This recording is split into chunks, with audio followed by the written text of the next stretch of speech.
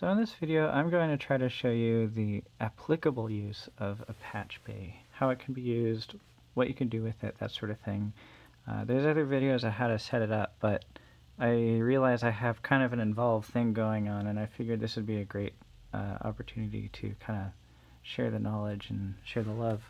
So my patch bays are all unlabeled, but I have created a spreadsheet that has everything laid out. When I find something a little more permanent, I'm definitely going to label them. There's this guy on eBay that prints them for like 20 bucks. Seems like a really good idea. But I'm constantly moving things around, so I'm just going to be referencing this while I work. So first of all, this is an Orion 32 interface. The top are outputs and the bottom are inputs. Right now, there's outputs going on 3/4, and there's inputs going on 5/6. What I'm going to be doing with these bits here, this is drums, and this is a synthesizer. We'll be running that into a vocoder, and we're going to use the vocoder as an external effect, run it through a whole bunch of other effects, and then we're going to hear it back. Now in my DAW, I have lines 1 and 2 being monitored right now. Actually, just line 1 because it's mono. This right here is input 1. And this right here is output 3. So if I plug this in, watch the display.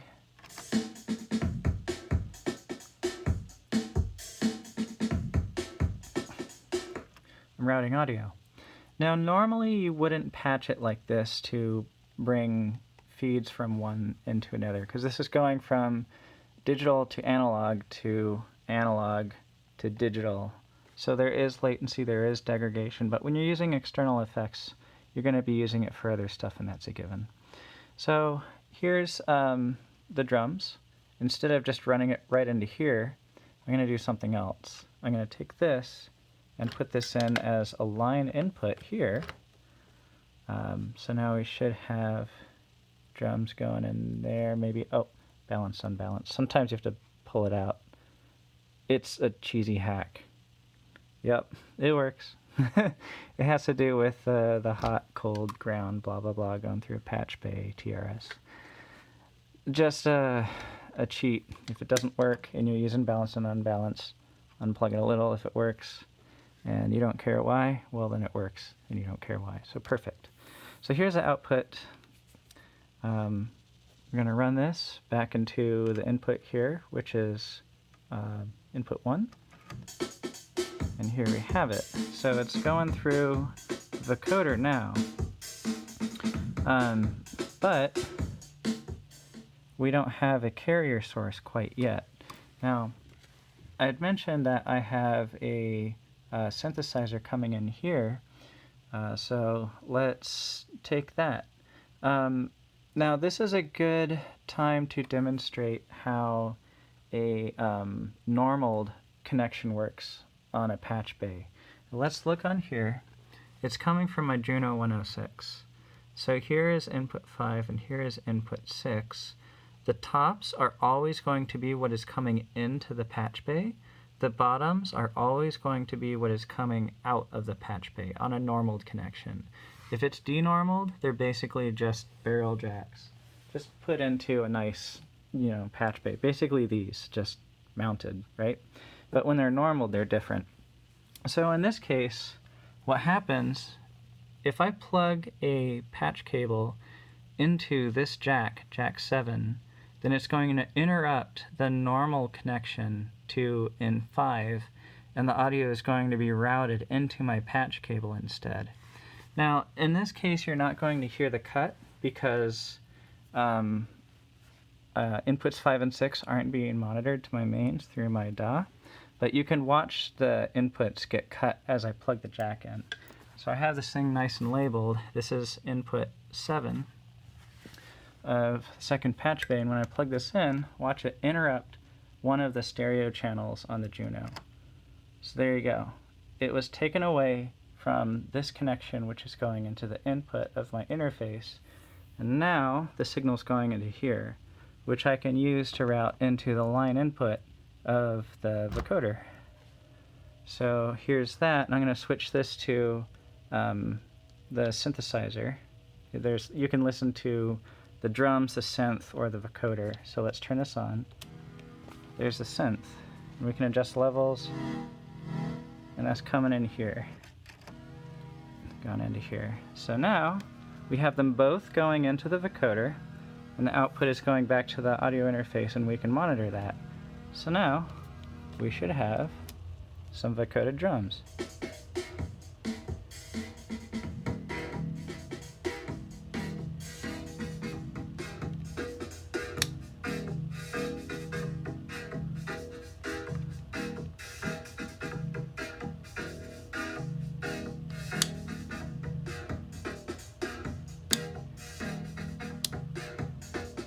Cool, huh? Well, we're not done yet. Let's do some more stuff. So that sounds great and all, but it's dry from the vocoder, so let's dress it up. Let's throw it through this Orban spring reverb. We're going to send it into the left channel here. So with the Orban, if you notice, well, maybe not notice, but I have the denormaled connections with red here, and the normal connections with blue. So in this case, I have a denormaled left in and a denormaled left out. In a normal connection, for example, this Juno would normally go to Antelope in 5. But in this, it doesn't go to anything, and this out doesn't go to anything either. It's just nice to have a jack on the front of the patch bay.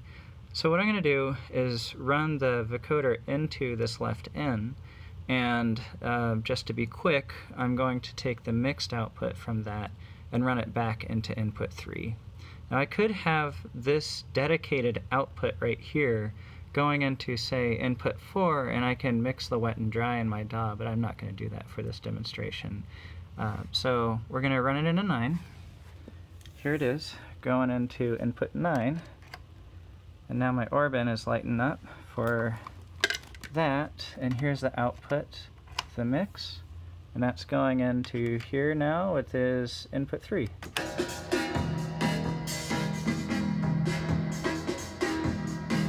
Neat.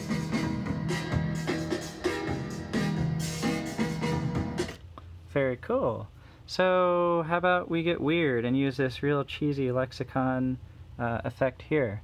Let's run it into the lexicon after the reverb. So here's the reverb out, and on here I have the lexicon Alex left in, and here's a left out. So 12 and 36. So I'm going to run this into 12.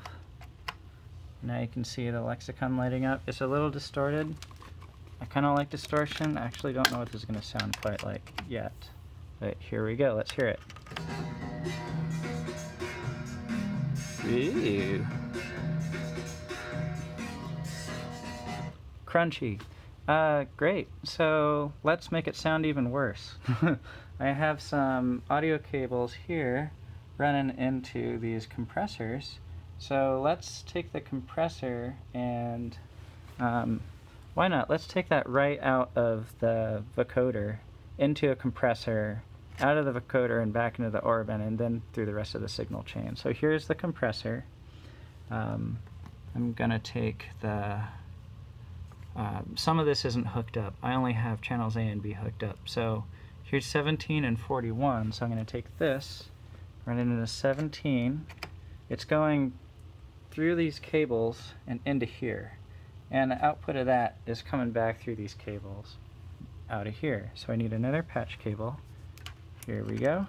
And this is going to go into, I'm losing track, compressor into the Orban, which is right here. And then I'll push this back in to get some audio. Crunchy.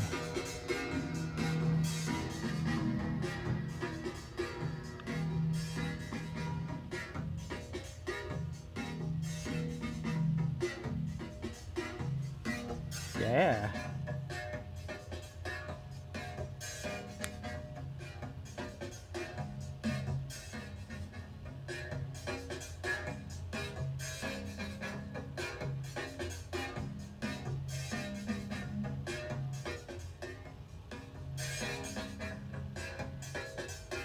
Cool. Nice. So why don't we make this super wet and even more nasty, and then I'll run it through another compressor. So here's the output of the mix of that signal chain. I'm going to run that into here, which is channel B. So now channel B has some compression. I'm going to take it out of here and run it back into here. There you go. Now I'm compressing the output of all this snot. Yeah, you can adjust to taste.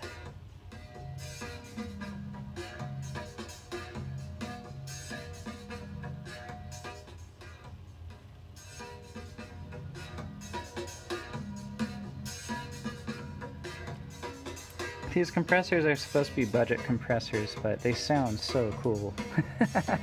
It's more of an effect than actual compression for like mastering or whatnot. But anyway, there you have it.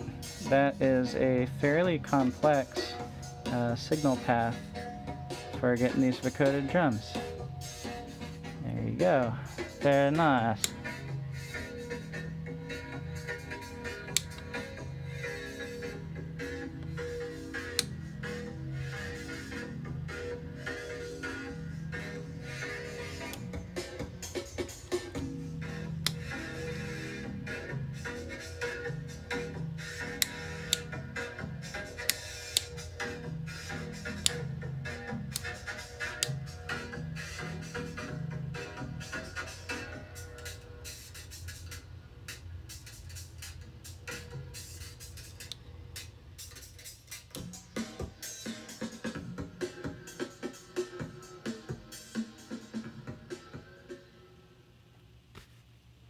Well, hopefully that cleared things up more than it confused it. Hope you enjoyed it.